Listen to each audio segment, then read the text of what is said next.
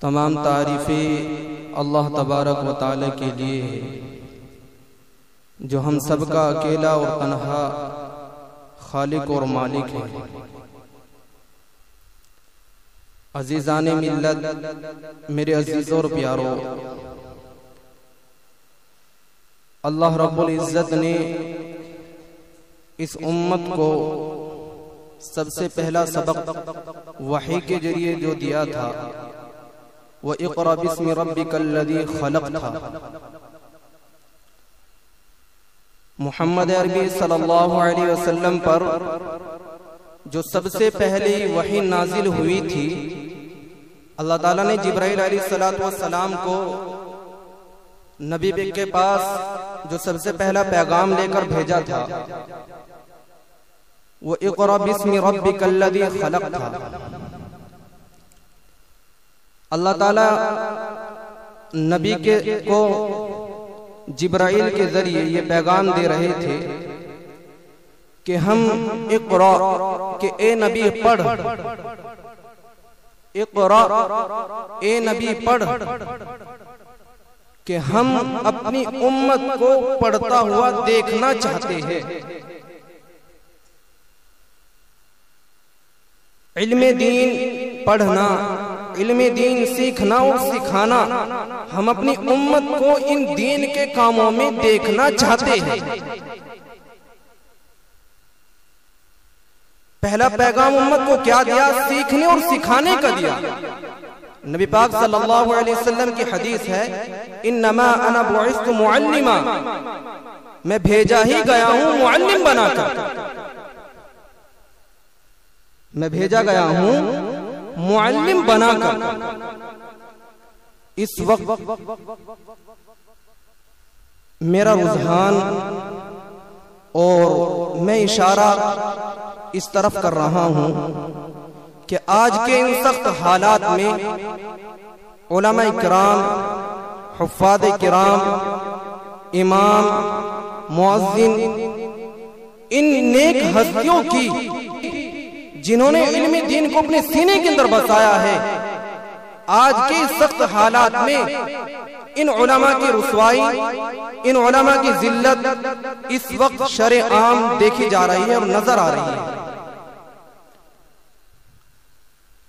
اللہ کے رسول صلی اللہ علیہ وسلم کا فرمان ہے کہ جس طرح زمین والوں کے لیے آسمان کے تارے چمکتے ہیں، اے میرے صحابہ، آسمان والوں کے لیے ٹھیک اسی طرح یہ علماء چمکتے ہیں جس طرح زمین والوں کے لیے آسمان کے تارے چمکتے ہیں۔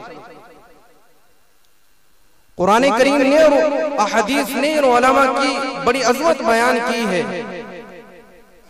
ان علماء کا بڑا مقام بیان کیا ہے، ان علماء کی شان کے بارے میں بتایا ہے۔ ان علماء کا مقام بڑا اونچا ہے اور بڑا بلند ہے، لیکن آج کے اس حالات میں، آج کے اس دور میں اگر دیکھا جائے تو علماء کرام کی جو عظمت، جو محبت ہمارے دلوں کے اندر ہونی چاہیے تھی، وہ آج ہمارے دلوں کے اندر نہیں ہے، وہ آج ہمارے دلوں کے اندر بادشاہ نہیں ہے۔ عزیزان ملت، اگر علماء کو دنیا سے ختم کر دیا جائے، علماء کرام کہتے ہیں کہ امت اس طرح ہو جائے گی جیسے وہ انسان جس کو آنکھوں سے نظر نہ آتا ہو۔ امت شریعت سے، امت اللہ کی ذات سے اس طرح ہو جائے گی جیسے انسان آنکھوں سے اندھا ہو۔ علماء کا مقام، علماء کا مرتبہ بہت بڑا ہے اور بہت بلند ہے۔ اللہ کی رسول صلی اللہ علیہ وسلم کا فرمان ہے کہ کل قیامت کے دن اللہ تعالیٰ علماء سے کہیں گے کہ این الفقہاء، این العلماء، این الائمہ، اے میرے علماء، اے میرے نبیوں کے وارث، آج میں تمہیں رسوا کرنا نہیں چاہتا. آج میں تمہیں اس عوام کے سامنے، اس امت کے سامنے ذلیل و خوار دیکھنا نہیں چاہتا. تمہاری جتنی بھی خامیاں ہیں میں ان کا تذکرہ کرنا نہیں چاہتا. میں منکر نکیر سے یہ پوچھنا نہیں چاہتا کہ انہوں نے اپنی زندگی کے اندر کیا کیا ہے، کتنی نیکیاں کی ہے، کتنی برائیاں کی ہے.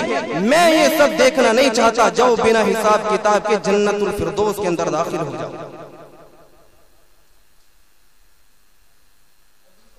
جن علماء کو اتنا اونچا مقام دیا گیا ہے، آج ہم نے اپنی نگاہوں سے ان علماء کو کیوں حقیر سمجھ رکھا ہے؟ آج ہم نے اپنی نگاہوں سے ان علماء کو کیوں ذلیل سمجھ رکھا ہے؟ آج ہم ان علماء کو کیوں اہمیت نہیں دیتے؟ ہم ان کا کیوں ادب نہیں کرتے؟ ہم ان کی کیوں تعریف نہیں کرتے؟ ہم ان کا خیال کیوں نہیں رکھتے؟ جب شریعت نے، نبی نے، قرآن نے ان کے مرتبے کو بلند بتایا ہے، ان کے مقام کو بلند بتایا ہے، تو میری اور آپ کی کیا حیثیت ہے ہم ان کو حقیر نگاہ سے دیکھیں؟ قرآن کریم میں میرا رب کہتا ہے انما یخشی اللہ من عبادہ العلماء، کہ اس روح زمین پر، اس کائنات کے اندر اگر کسی کے دل کے اندر خشیت الہی ہے تو وہ علماء ہیں، وہ علماء ہیں.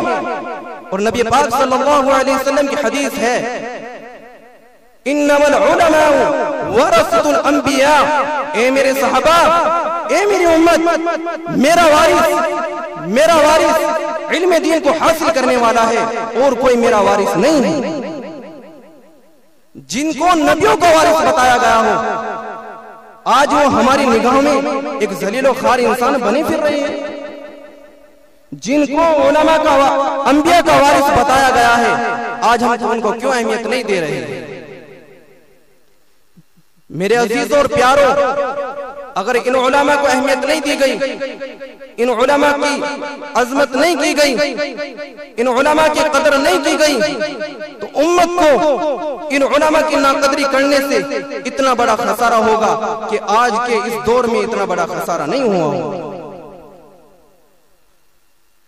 ظالموں کی نگاہیں ان علماء پر ہے جن کو تم نے اپنی جوتیوں کی نوک سمجھ رکھا ہے، جن کو تم ذلیل نگاہ سے دیکھتے ہیں.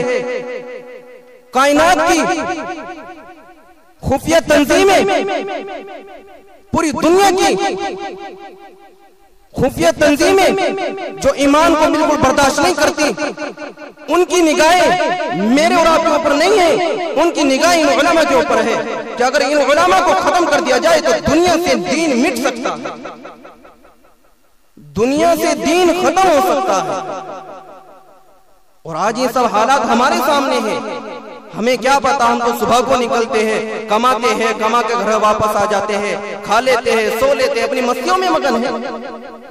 جب ان علماء کی عظمت دلوں کے اندر ہوگی تبھی تو پتہ چلا گا کہ ملک کے اندر کیا ہو رہا ہے، کیسے حالات ہیں، ہماری سرکار کے کیا خیالات ہیں، سرکار اس وقت کیا چاہتی ہے، سرکار کیا منصوبے بنا رہی ہے. ہماری نگاہ اس طرف ہوگی تبھی تو ہم سوچیں گے. اس وقت اگر دیکھا جائے، اس وقت کی موجودہ حالات میں بالکل یقینی بات ہے کہ اتراکھنڈ کے مسلمان اس وقت سست اور کاہلی کا شکار بنے ہوئے ہیں. اتراکھنڈ کے مسلمان اس وقت غفلت میں ہیں. پوری دنیا کے اندر کوہرام مچ رہا ہے. مولانا کلیم صدیقی کے گرفتار کرنے پر لوگ پریشان ہیں، چین سے سو نہیں رہے، چین سے کھانا نصیب نہیں ہو رہا ہے، احتجاج کر رہے ہیں، مسلسل مقابلہ کر رہے ہیں کہ جلدی سے ان علماء کی طرف سے نظریں ہٹائی جائے، مولانا کلیم صدیقی صاحب کو رہا کیا جائے. لیکن آج دیکھا جائے اس وقت کے دور میں اتراکھنڈ کے مسلمان سب سے زیادہ سست اور کاہلی کا شکار بنے ہوئے ہیں. اللہ کے رسول صلی اللہ علیہ وسلم کا فرمان ہے کہ ایک عالم اپنے ساتھ 400 مسلمانوں کو جنت کے اندر داخل کرے گا، 400 مسلمانوں کو جنت کے اندر لے کر جائے گا. جو علماء کا درد اپنے دل کے اندر بسائے ہوئے ہوں گے، جو علماء سے محبت کرتے ہوں گے، وہ 400 انسان وہ ہوں گے.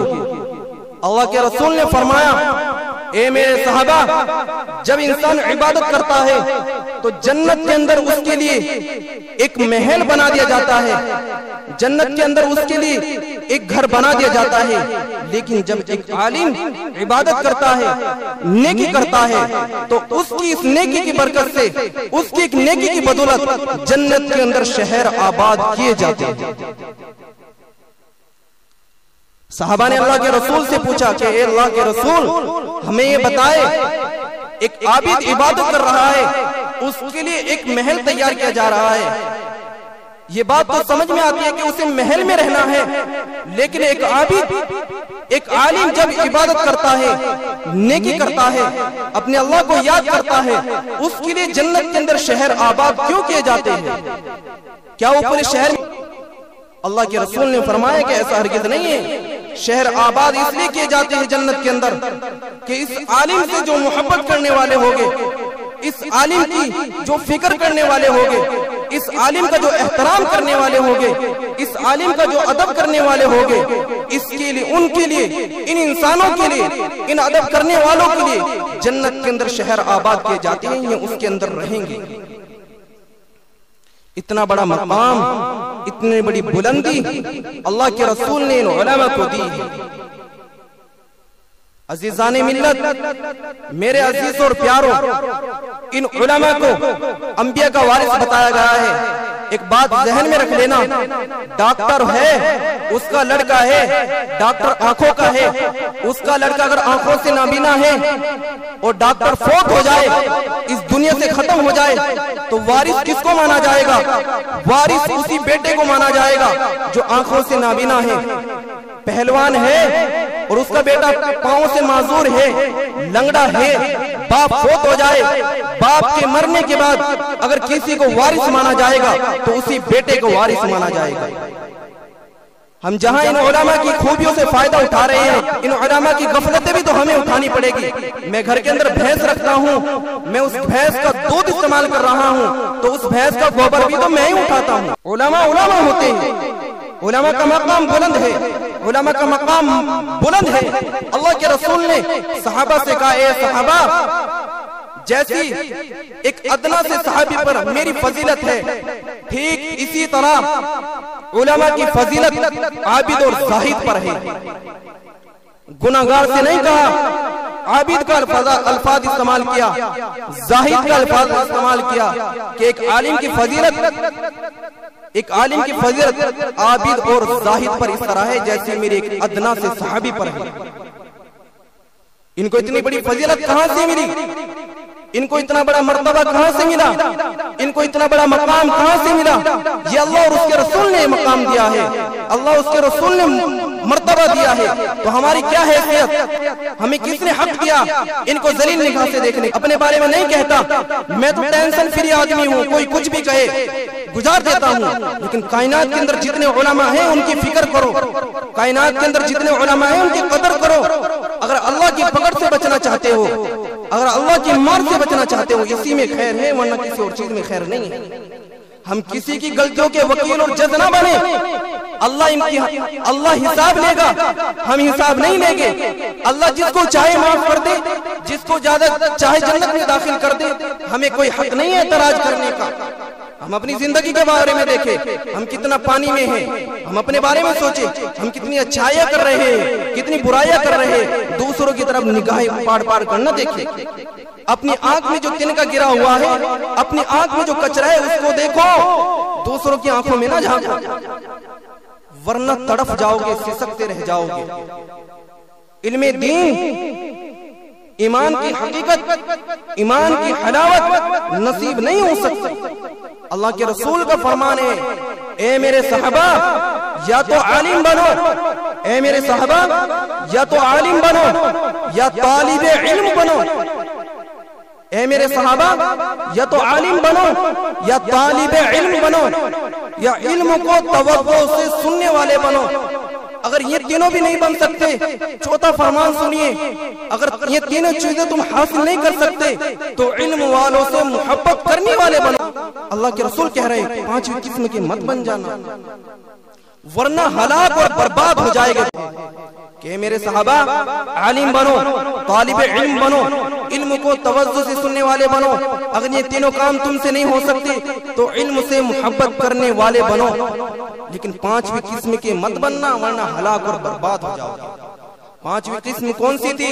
کہ علماء سے بغض، علماء سے نفرت، علماء سے حسد کرنے والے مت بننا ورنہ ہلاک اور برباد ہو جاؤ گے، ورنہ ہلاک اور برباد ہو جائے گے۔ عزیزان ملت، میں اس وقت یہی کہنا چاہتا ہوں کہ ہماری خیر، ہماری عافیت، امت کا نفع اسی میں ہے کہ وہ اپنے علماء سے جڑے، اپنے علماء سے محبت کرے، اپنے علماء کی خامیوں کی طرف نہ دیکھے، اپنے علماء کی اچھائیوں کی طرف دیکھے، اپنے علماء کی دعوت کی طرف دیکھے۔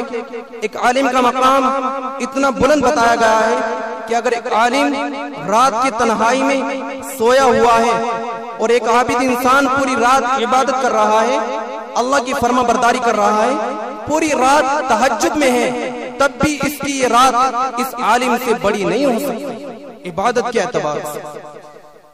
جن لوگوں کا مقام، جن لوگوں کا مرتبہ اتنا بلند ہے تو سوچو ان سے محبت کرنے پر، جو ان سے محبت رکھتے ہیں، ان سے عقیدت رکھتے ہیں، ان کا کتنا نفع ہے، کتنا فائدہ ہے کہ ایک عالم جنت کے اندر 400 انسانوں کو داخل کرے گا۔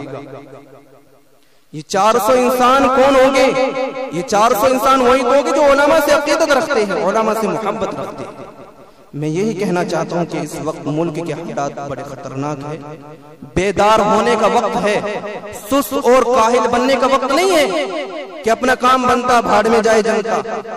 ابھی 3-4 دن سے میں اسی سلسلے میں ہوں، علماء کی مجلسوں کے اندر بیٹھ رہا ہوں، علماء اس وقت خون کے آنسو رو رہے ہیں، علماء سسک رہے، تڑپ رہے۔ ابھی حال ہی میں مولانا کریم صدیقی کو اٹھایا گیا ہے، اب نظر کسی اور کے اوپر ہے۔ یہ وہ شخصیت تھی، ان کی تعریف یہ ہے کہ انہوں نے کسی کو بھی بہکایا نہیں ہے، اللہ کا پتہ بتاتے تھے کہ ان کے ہاتھ پر بے شمار ہندوؤں نے ایمان اور اسلام قبول کیا، بے شمار انسانوں نے ان کے ہاتھ پر بیعت کی ہے کہ ہم اپنے گناہوں سے توبہ کرتے ہیں، ایمان میں داخل ہوتے ہیں، ایمان کو قبول کرتے ہیں۔ تو آپ ہی کے دہرادون میں 3 اکتوبر کو اسی سلسلے سے، اسی نسبت سے علماء نے اپنی رائے ملا کر ایک تحریک چلائی ہے کہ تمام مسلمان 3 اکتوبر کو 10 بجے سے پہلے پریڈ گراؤنڈ جو ہے دہرادون کے اندر اس میں داخل ہو، اس میں احتجاج کیا جائے گا، ملک کی حکومت سے سوال کیا جائے گا کہ یہ جو سلسلہ چل رہا ہے کہ جہاں بھی دیکھا جا رہا ہے کہ ایمان والوں کو کاٹا جا رہا ہے، مسلمانوں کو مارا جا رہا ہے، اس سلسلے میں آواز اٹھائی جائے گی۔ NRC کا جو معاملہ ہے اس سلسلے میں آواز اٹھائی جائے گی، اور خاص طور سے جو مولانا کریم صدیقی صاحب کو گرفتار کیا گیا ہے بنا کسی ثبوت کے، نہ ان کا کوئی ثبوت ہے، نہ کوئی ان کا جرم ثابت ہوا ہے، ان کو جو گرفتار کیا گیا ہے ان کی رہائی کے لیے آواز اٹھائی جائے گی۔ یہ ایک ایمان کا حصہ ہے، ایک عالم کا درد دل کے اندر ہونا ایک ایمان کا حصہ ہے۔